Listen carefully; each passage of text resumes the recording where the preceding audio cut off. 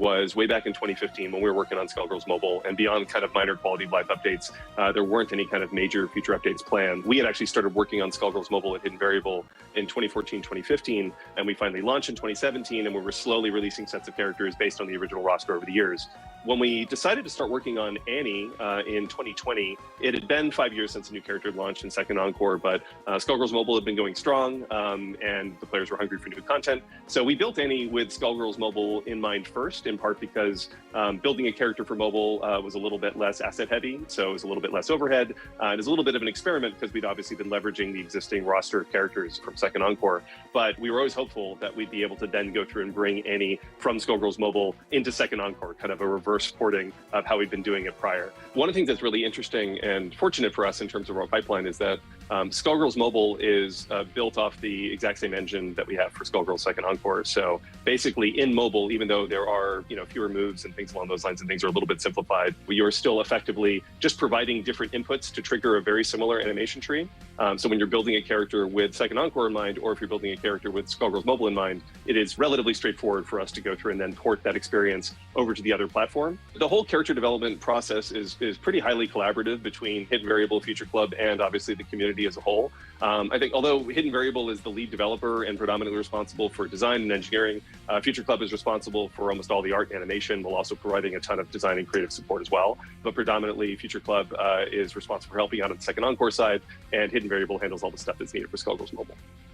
Yeah, it's actually a really unique process, I think, in terms of the way fighting game characters are developed, where rather than having someone with a really, really specific vision for a character, we'll start with sort of like a broad idea of a character. We revisit those concepts and then discuss as both teams, regardless of whether they're artists or designers, like regardless of discipline. And we'll have a meeting where everybody just throws ideas out there to see like what we might expect a character to do, both gameplay wise and just sort of personality wise.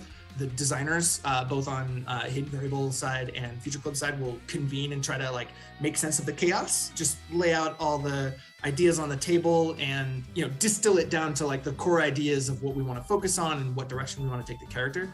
And then we'll kind of toss it back to both teams, where then it's open season for everybody to do concepts. Either artists will do 2 or 3 weeks of concepts. That ends up becoming just a whole collection of concepts that we can choose from, and then the designers sit down and like try to assemble a character's kit and like what move can we use for this one ability that we want to showcase. I think one of the most exciting parts of that is that openness allows us to go through and test boundaries. We'll obviously find a lot of stuff that we think is really cool, but we'll also find a lot of stuff that we feel, actually, it doesn't quite fit the character for this reason. And then the exercise of us trying to articulate why that doesn't work, either from a gameplay perspective, or actually that's like, the character isn't quite that sadistic. It's a little bit more like this, or, the way in which the character actually is going to go through manifest through animation starts to, come to light. And we're able to start to set boundaries for ourselves and really hone in on what makes that character unique and special and distinct, just by virtue of going through and having this wide swath of ideas that are originally brought up. And then all the talented artists over at Future Club will go off and just start coming up with all sorts of crazy ideas. Being such a collaborative process, we end up having this like really tightly unified vision between the two teams of what the character feels like and how they should play. So Skullgirls Mobile is a kind of a fighting RPG on mobile. The intent was to go through and capture the essence of a more complex fighting game like Skullgirls Second Encore, but make it more accessible for folks through mobile native inputs. So using taps and swipes and whatnot, as opposed to virtual thumbsticks and things along those lines.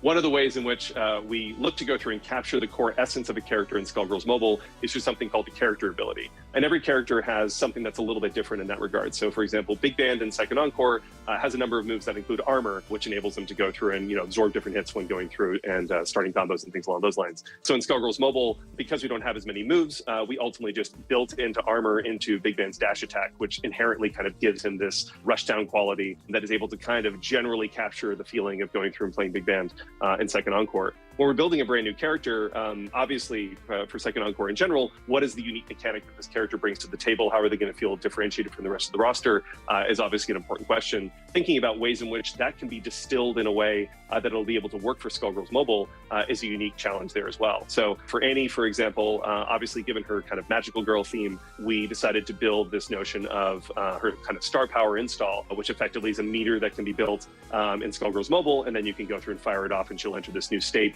that intrinsically powers up a lot of her additional moves. That kind of really captures the essence of what it is we're looking to go through and do in Skullgirls Mobile. You have all these new nuances that come with these moves that have different states depending on whether you're in star power mode or not, but it doesn't require a lot of new kind of finger twister in order to be able to go through and access that functionality. So it's really easy for people to kind of discover that stuff and then slowly figure out the nuances along the way without this really high barrier for entry. Obviously, the functionality for that in Skullgirls Second Encore is very different in terms of how you trigger it through the blockbuster system and everything else as well. But it's just one example of the different ways in which we try to go through and think about what is the core identity of this character and how is it going to manifest in Skullgirls Mobile and in Skullgirls Second Encore at the same time.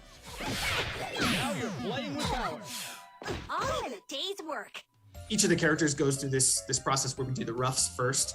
I'll get the rough animations in-game as soon as possible so we can tune them and make sure we don't need any extra frames or identify frames that we want to cut. That really helps reduce inefficiencies in the back end of the pipeline, where once the roughs are done, we send them off to get them tied down and the lines cleaned up.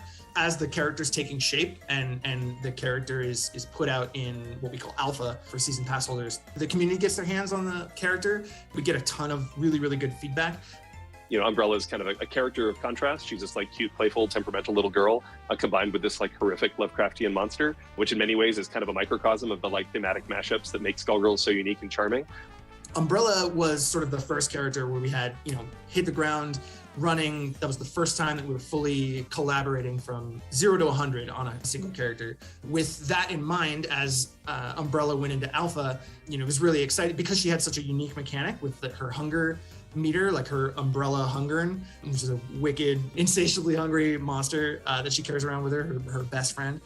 Having that mechanic and working out exactly the rate at which the hunger built and whether or not even the UI meter for that made sense, whether it like depleted or increased or like, getting that feedback from the community became integral to that aspect of the character's development. Being able to use that alpha period to get the character into players' hands and get that feedback immediately and make sure that, we didn't have to like go with our gut in one direction and just hope that people got it the way that we considered it.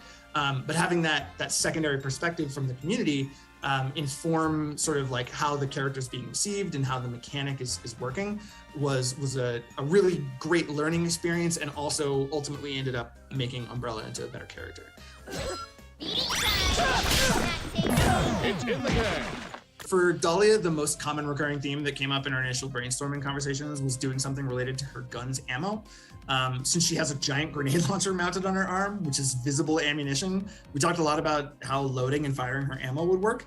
Once we had concepts come in showing different types of ammo, like everything from an incendiary round to shooting out a giant spear that impales you into the nearest wall, we decided to explore different ammo types as one of her main mechanics. Since it was pretty clear early on from the way her gun operates and presents itself that she was going to need to reload her gun regardless, there were so many cool ammo types, so it was just hard to choose like a limited amount.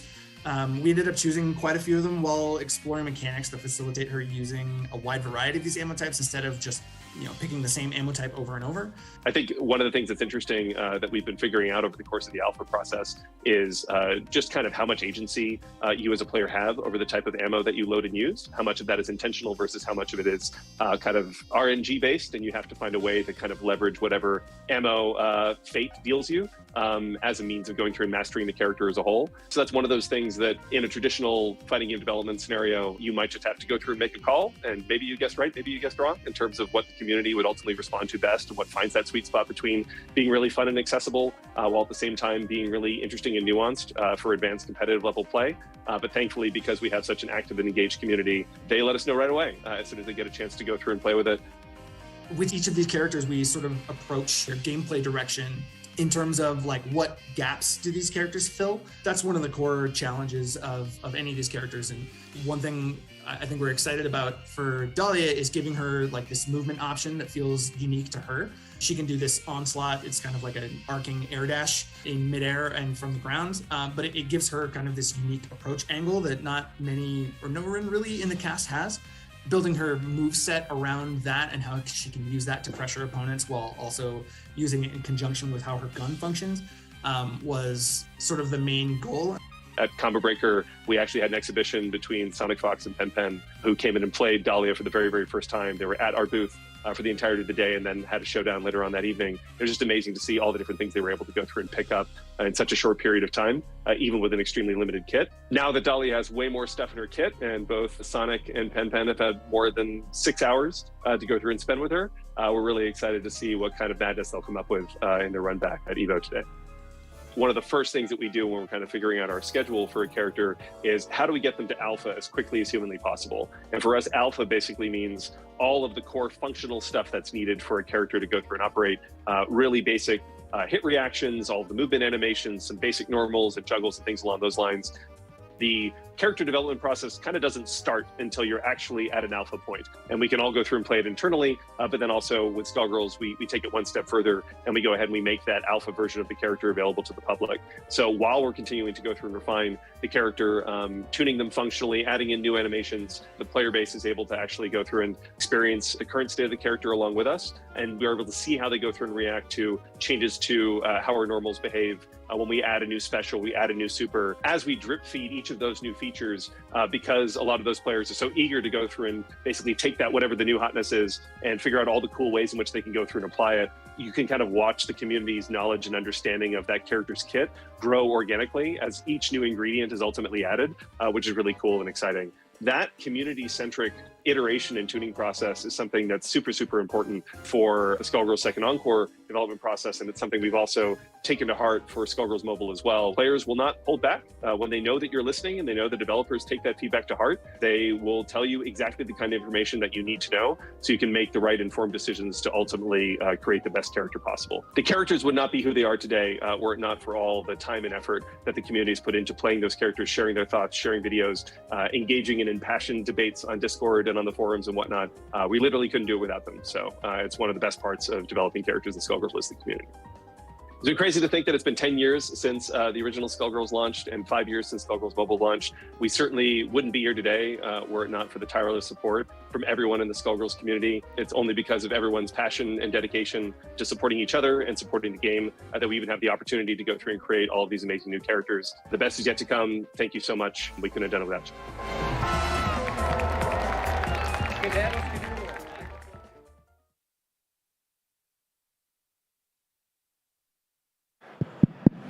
It's time.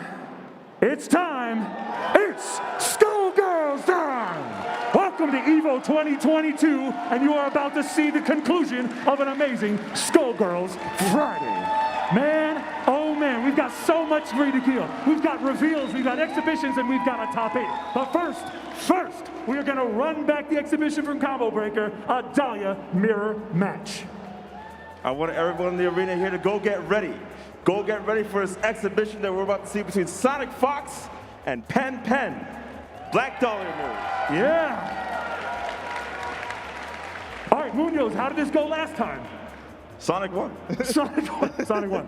Okay. Let's see if we can turn that around this time. Of course. All right. Anything you guys want to say? You want to talk some trash right now? Penpen, I'm gonna whiff punish you here, and I'm gonna whiff punish you in tournament, okay? All right, there we go, there we go. Okay. All right, let's see what we're gonna see right now. We're gonna load this thing up and we're gonna get into it. This is gonna be a first to 3, y'all, so then once it's done, it's time. All right, let's make some noise! Woo!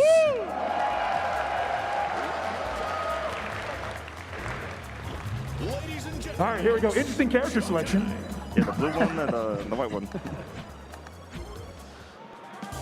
Sonic wants their stage. Oh, yeah, That's this. Right, yeah, there it is. Okay. The power up is real. Okay. Background character privilege. Nice, using the shots early. That button is long as hell. Can't run him down. Hitbox is not working. I'm trying to see a laser beam. Someone get that laser beam real quick. Yeah, so still in this build, the only way to combo unless you got range is to use a snap after the throw. Oh, right. Dahlia does have a new mechanic by which she can get real mad and combo after a throw, though. Hopefully we'll see it. Oh, there it is. There's one. Nice throw. Nice. Snap him. But that was nasty. That's That not was working. almost nasty. That's not right. That's old hat. That's old hat. Yeah, all right. Fair enough. Wow, what a launcher. Nice. Oh. Get something more with that. Nice. Okay, we got the race going. You can see the red flames coming off the character there. Oh, she angry. Red flame, she's angry. Oh, power shoot up. Oh, nice. What is going That's on? a lot of chips. That is, yeah. All right. Oh! Right, there's the round, there's the stop. Shoot him up. They're both using laser beam. You can see that teal dot up there indicating how many bullets they got.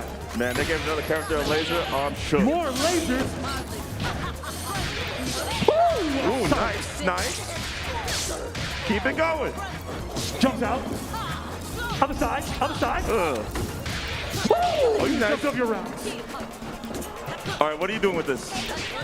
Let me see another grab. Slap. Yeah. Dark, anger. Oh, angry.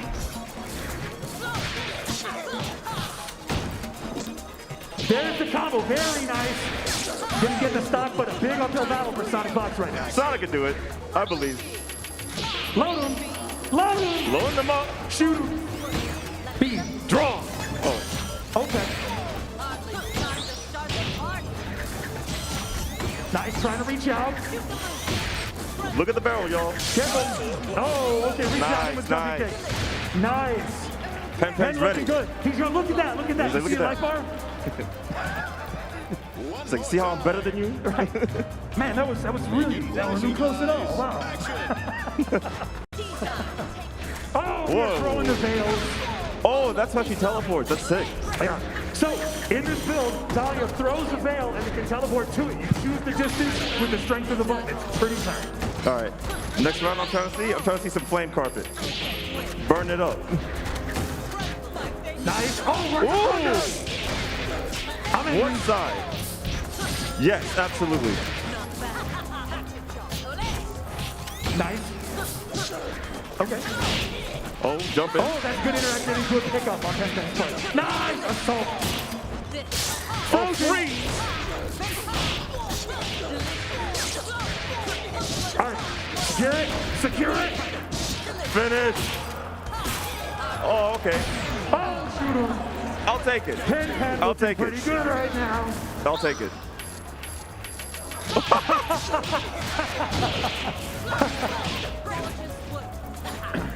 All right, get out. Shoot him up. Hits him with the oil prices. Sonic, where your combos man. at? I need to see some combos here from Sonic. Nice. Show Oh, up. it just disappeared. The Where you puddles at? disappeared.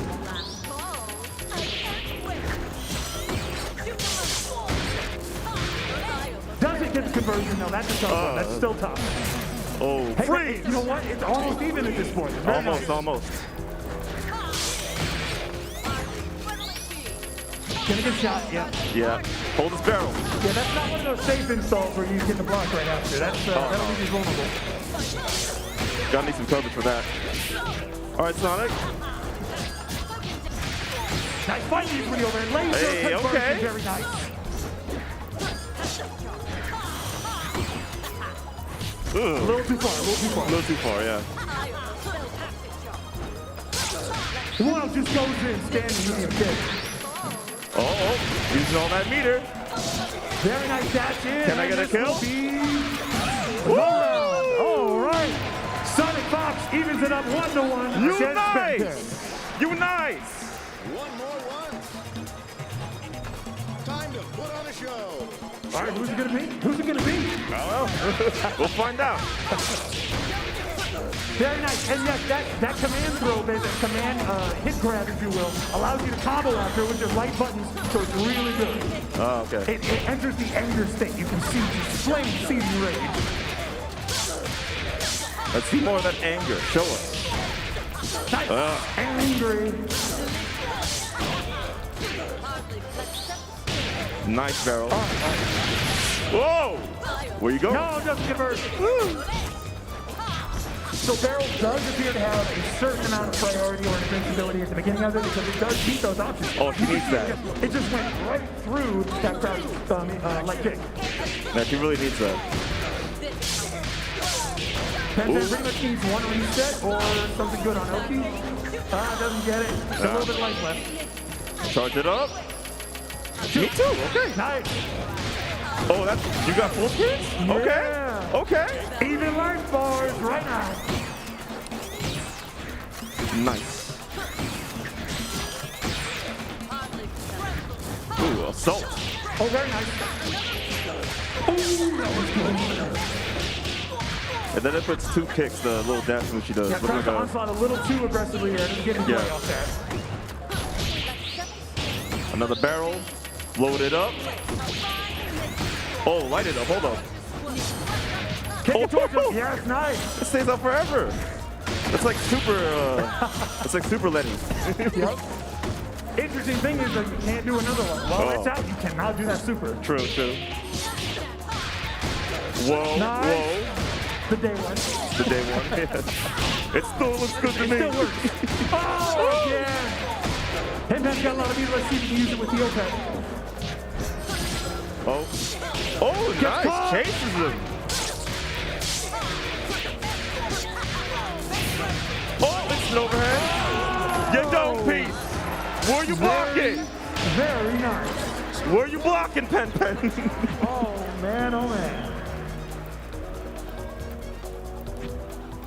One more time. All right, let's see if Penpen can pull it back. Well, let's see.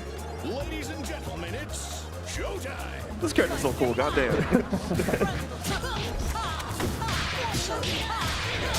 Okay, Sonic, good start here. Get that power up. Nice. Oh, Nice. no. This character got solo mix? Sign me up. Ugh. Very nice. Okay, Sonic, we get it. You're nice. Let Penpen play. Yeah, let's go, Penpen. Oh, okay, yeah. Can grab it after that. Oh! And you comboed up that? Yeah. Stop. Power up.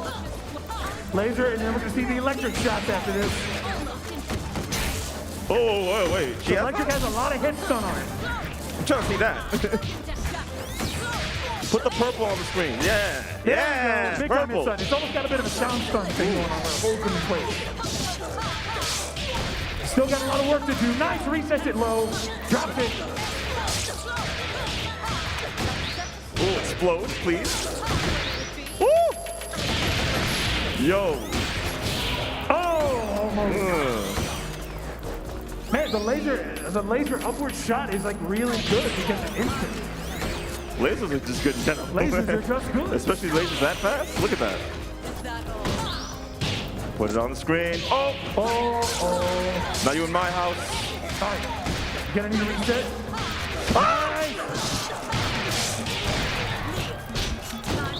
Penpen, please, fight back! Fight back! Shoot him, yeah! Fight back! There's a whole stop there, whole life bar. Let him get up! Okay, Penpen, he hurt me! Oh. Not safe, not safe! Oh! Sonic done did it again. 3-1. Good stuff, good stuff. Can't wait for this character to come out.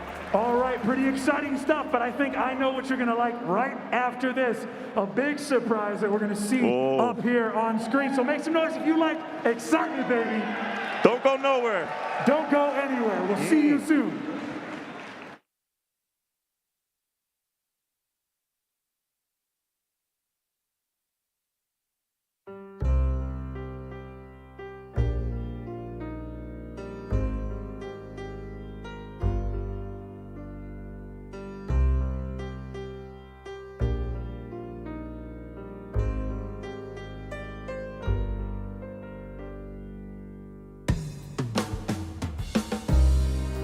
Patricia, you shouldn't be here. Marie! me!